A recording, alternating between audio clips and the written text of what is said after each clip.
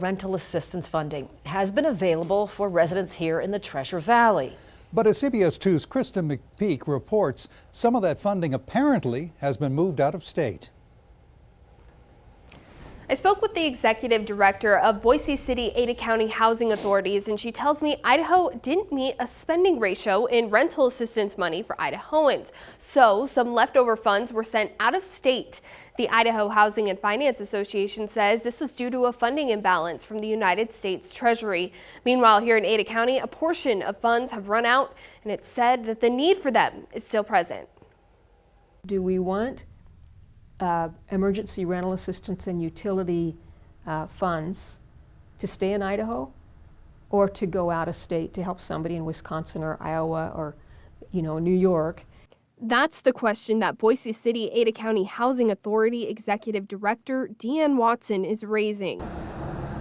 Last year, federal emergency rental assistance funds were distributed to help those struggling with rent during the pandemic. We've helped 4,600 families. We've expended all of the funds that we received. Watson says that these federal funds were received by Idaho. $200 million came.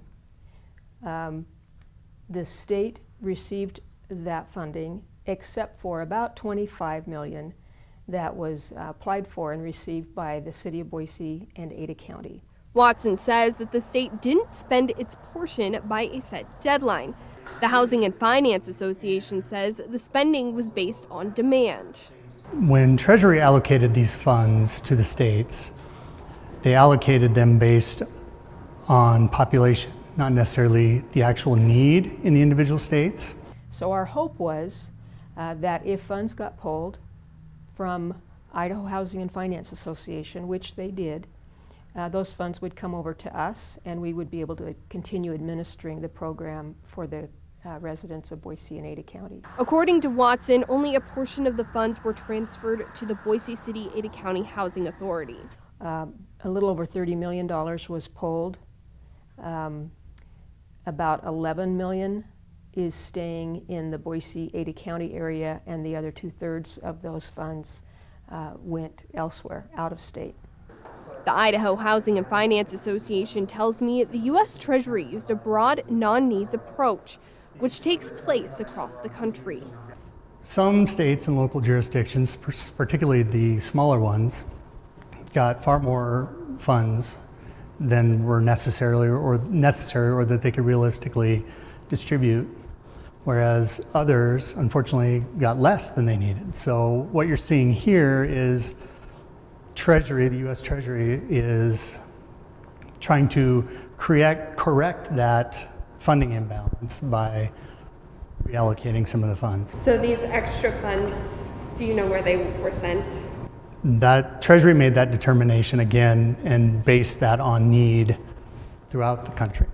More rounds of rental assistance are expected to arrive in Idaho.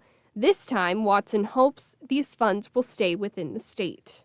But what I'm being told is the way the legislation was written for the transfer of those funds to Idaho Housing, there isn't a mechanism to do a voluntary transfer. Watson says based on the pattern she's seen here in the Treasure Valley, any available funding would help thousands of families avoid homelessness.